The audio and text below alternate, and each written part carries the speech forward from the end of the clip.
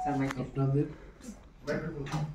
আজকে আমরা আগামী পূজার দিনগুলোতে কিভাবে সাউন্ড পলিউশন এবং বিভিন্ন যে দূষণ হয়ে থাকে রাজ্যে আমাদের এই পূজার সিজনটাতে পলিউশন কন্ট্রোল বোর্ড এবং জেলা প্রশাসন এবং পুলিশ প্রশাসন আমরা মিলে কিভাবে এই পলিউশন কন্ট্রোলের গাইডলাইনগুলোকে ইমপ্লিমেন্ট করব সেটাই নিয়ে আজকে একটা সাংবাদিক সম্মেলনের জন্য আমরা দেখেছি। সাংবাদিক সম্মেলনে আছেন আমাদের সায়েন্স অ্যান্ড টেকনোলজি ডিপার্টমেন্টের যিনি সচিব শ্রী চৈতন্য মূর্তিজি, আছেন আমাদের পলিউশন কন্ট্রোল বোর্ডের যিনি পর্ষদের চেয়ারম্যান ডক্টর শশী কুমার এবং ডিএম বিশাল কুমার এবং এসপি সাহেব এখানে আছেন।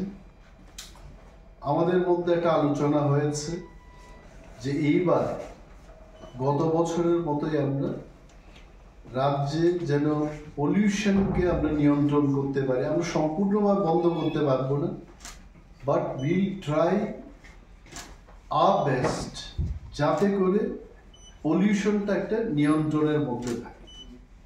এবং নাগরিকদের থেকেও এই ধরনের অনেক দাবি দেওয়া আমাদের কাছে অনেকেই করেন যে এই যে সাউন্ড পলিউশনের জন্য পুজোর দিনগুলোতে মানুষের অনেক অসুবিধা হয়।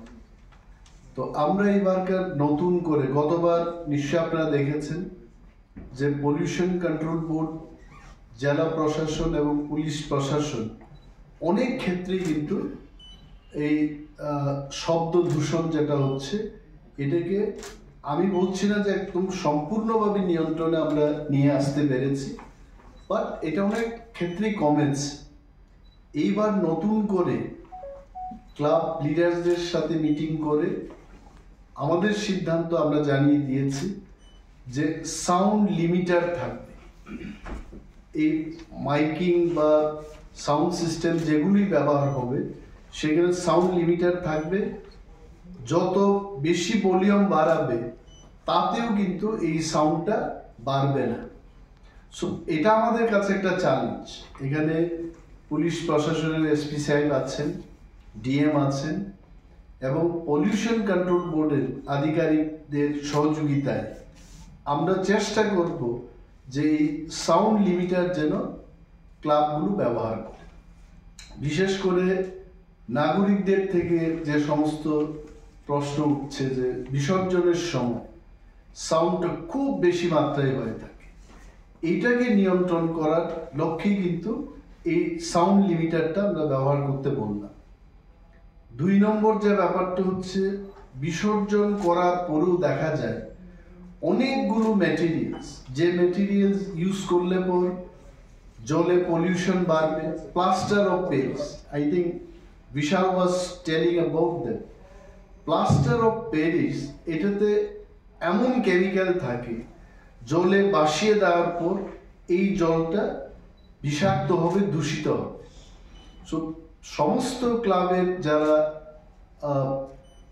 লিডার্সরা আছেন, যারা পুজো প্যান্ডেল নিয়ে কাজ করছেন, পুজোর মণ্ডপ যারা করছেন, তাদের কাছে আমরা অনুরোধ জানাবো যে সমস্ত নিষেধাজ্ঞার মধ্যে যে সমস্ত মেটেরিয়াল ইউজ করতে নেই সেগুলো যেন ওনারা ইউজ না করে। আপনারা জানবেন যে 30/10/2018 সালে বিজ্ঞান প্রযুক্তি ও পরিবেশ দপ্তরের একটা গাইডলাইন ত্রিপুরা রাজ্যে এটা সমস্ত মানুষের জন্য নোটিফিকেশন দেওয়া হয়। সেটাতে বলেছে যে রাত্রি 8টা থেকে 10টা পর্যন্ত বাজি ফুটানো যাবে, কিন্তু আমরা দেখছি যে 6টা থেকে শুরু হয়, 10টার পরেও এটা হয়। তো সবটাই কিন্তু পলিউশন কন্ট্রোল বোর্ড এটা পারবে না। মানুষকে সচেতন হতে হবে। And all of us sitting here আমরা কিন্তু সমস্ত নাগরিকদের কাছে এই অনুরোধটা রাখবো যে যা যা পলিউশন কন্ট্রোল বোর্ড আমরা ডিসপ্লের মাধ্যমেও দেখাচ্ছি, এইগুলো যেন মেনে আমরা চলি, তবেই পলিউশন মুক্ত একটা পরিবেশ আমরা পাবো। তো এটা আমাদের অনুরোধ থাকবে।